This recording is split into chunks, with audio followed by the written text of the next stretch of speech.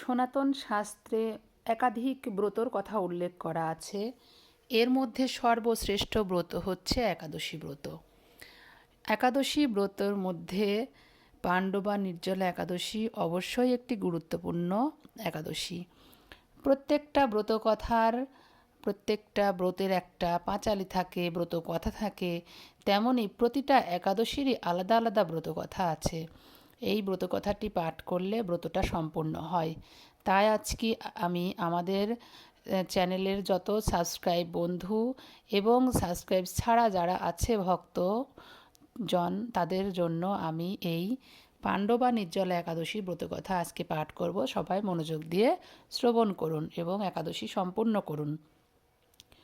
জ্যৈষ্ঠ শুক্লপক্ষের এই নির্জলা একাদশী ব্রত সম্পর্কে ব্রহ্মবৈবর্ত পুরাণে শ্রী ভীমসেন ব্যাস সংবাদে বর্ণিত হয়েছে।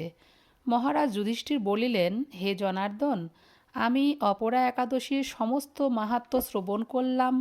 এখন জ্যৈষ্ঠ শুক্লপক্ষের একাদশীর নাম ও মাহাত্ম্য কৃপাপূর্বক আমার কাছে প্রার্থনা করুন। শ্রীকৃষ্ণ বললেন, এই একাদশীর কথা মহর্ষি ব্যাসদেব বর্ণনা করবেন, কেননা তিনি সর্বশাস্ত্রের অর্থ ও তত্ত্ব সম্পূর্ণরূপে জানেন। রাজা যুধিষ্ঠির ব্যাসদেবকে বললেন, হে মহর্ষি দ্বৈপায়ন, আমি মানুষের লৌকিক ধর্ম এবং জ্ঞানকাণ্ডের বিষয়ে অনেক শ্রবণ করেছি। আপনি যথাযথভাবে ভক্তি বিষয়নী কিছু ধর্মকথা এখন আমায় বর্ণনা করুন।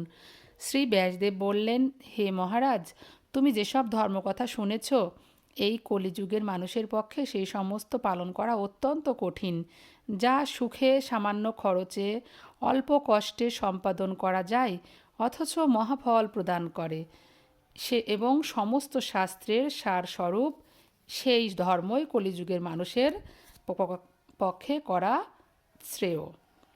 সেই ধর্মকথা এখন আপনার কাছে বলছি। উভয় পক্ষের একাদশী দিনে ভোজন না করে উপবাস ব্রত করবে। দ্বাদশীর দিনে স্নান করে শুদ্ধ হয়ে নিত্যকৃত্য সমাপনের পর শ্রীকৃষ্ণের অর্চন করবে। এরপর ব্রাহ্মণদেরকে ভোজন করাবে ও অশৌচাদিতেও এই ব্রত কখনো পরিত্যাগ করবে না। যে সকল ব্যক্তি স্বর্গে যেতে চায়, তাদের সারা জীবন এই ব্রত পালন করা উচিত। পাপ কর্মে রত ও ধর্মহীন ব্যক্তিরাও যদি এই একাদশী দিনে ভোজন না করে, তবে তারা যমযাতনা থেকে রক্ষা পায়।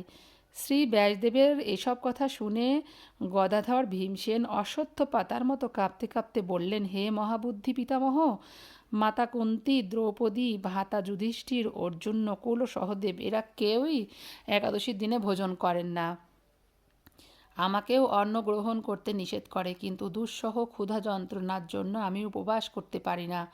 ভীমসেনের এরকম কথায় ব্যাসদেব বলতে লাগলেন, যদি স্বর্গাদি দিব্যধাম লাভে তোমার একান্ত ইচ্ছা থাকে, তবে উভয় পক্ষের একাদশীতে ভোজন করবে না। তদুত্তরে ভীমসেন বললেন, আমার নিবেদন এই যে, উপবাস তো দূরের কথা, দিনে একবার ভোজন করার কথাও আমার পক্ষে অসম্ভব, কারণ আমার উদরে বৃক নামে এক অগ্নি আছে।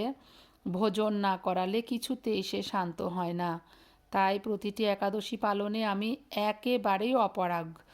হে মহর্ষি, বছরে একটিমাত্র একাদশী পালন করে যাতে আমি দিব্যধাম লাভ করতে পারি, এরকম কোনো একাদশীর কথা আমাকে নিশ্চয় করে বলুন। তখন ব্যাসদেব বললেন, জ্যৈষ্ঠ মাসের শুক্লপক্ষের একাদশী তিথিতে জল পর্যন্ত পান না করে সম্পূর্ণ উপবাস থাকবে, তবে আচমনে দোষ হবে না। ওই দিন অন্নাদি গ্রহণ করলে ব্রত ভঙ্গ হয়। একাদশীর দিন সূর্যোদয় থেকে দ্বাদশীর দিন সূর্যাস্ত পর্যন্ত জলপান বর্জন করলে অনায়াসে 12টি একাদশীর ফল লাভ হয়। বছরে অন্যায়ন একাদশী পালনে অজান্তে যদি কখনো ব্রত ভঙ্গ হয়ে যায়, তাহলে এই একটিমাত্র একাদশী পালনে সেই সব দোষ দূর হয়। দ্বাদশী দিনে ব্রাহ্ম মুহূর্তে স্নানাদি কার্য সমাপ্ত করে শ্রীহরির পূজা করবে। সদাচারী ব্রাহ্মণদের বস্ত্রাদি দানসহ ভোজন করিয়ে আত্মীয় স্বজন সঙ্গে নিজে ভোজন করবে। এরূপ একাদশী ব্রত পালনে যে প্রকার পুণ্য সঞ্চিত হয়, এখন তা শ্রবণ করো। সারা বছর সমস্ত একাদশীর ফল একটি মাত্র ব্রত উপবাসে লাভ করা যায়। শঙ্খ চক্র গদা পদ্মধারী ভগবান শ্রীকৃষ্ণ আমাকে বলেছেন, বৈদিক ও লৌকিক সমস্ত ধর্ম পরিত্যাগ করে যারা একমাত্র আমার শরণাপন্ন হয়ে এই নির্জলা একাদশী ব্রত পালন করে তারা সর্বপাপ মুক্ত হয়।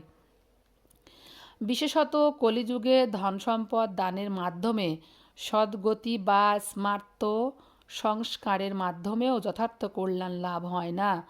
কলিযুগে দ্রব্যশুদ্ধি নেই, কলিতে শাস্ত্রোক্ত সংস্কার বিশুদ্ধ হয় না। তাই বৈদিক ধর্ম কখনো সুসম্পন্ন হতে পারে না। হে ভীমসেন, তোমাকে বহু কথা বলার প্রয়োজন আর কি। তুমি উভয় পক্ষের একাদশীতে ভোজন করবে না। যদি তাতে অসমর্থ হও তবে জ্যৈষ্ঠ মাসের শুক্লপক্ষের একাদশীতে অবশ্যই নির্জল উপবাস করবে। এই একাদশী ব্রত ধন ধান্য ও পুণ্যদায়িনী। যমদূতগণ এই ব্রত পালনকারীকে মৃত্যুর পরও স্পর্শ করতে পারে না। পক্ষান্তরে বিষ্ণুদূতগণ তাকে বিষ্ণুলোকে নিয়ে যান। শ্রী ভীমসেন ওই দিন থেকে নির্জলা একাদশী পালন করতে থাকায় এই একাদশী পাণ্ডবা নির্জলা বা ভীমসেনী একাদশী নামে প্রসিদ্ধ হয়েছে। এই নির্জলা একাদশীতে পবিত্র তীর্থে স্নান দান জপ কীর্তন ইত্যাদি যা কিছু মানুষ করে তা অক্ষয় হয়ে যায়। যে ব্যক্তি ভক্তি সহকারে এই একাদশী মাহাত্ম্য পাঠ বা শ্রবণ করেন তিনি বৈকুণ্ঠ ধাম প্রাপ্ত হন। হরে কৃষ্ণ বন্ধুরা, এই ছিল আমাদের পাণ্ডবা নির্জলা একাদশীর মাহাত্ম্য। এই মাহাত্ম্য পাঠ করা এবং শ্রবণ করা দুই ফল একই সমান, অর্থাৎ আমাদের একাদশীর ব্রতটা পরিপূর্ণ হলো। রাধে রাধে।